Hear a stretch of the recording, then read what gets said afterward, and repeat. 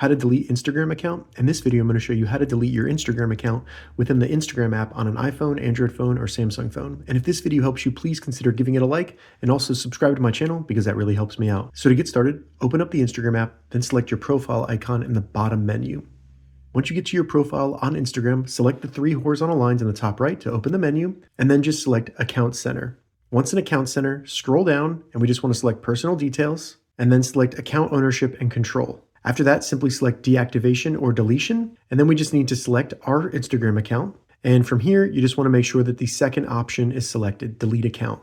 Go ahead and select Continue, then give them a reason why you're deleting your account, and then select Continue. After that, they'll give you some options to download your information or transfer it to another account.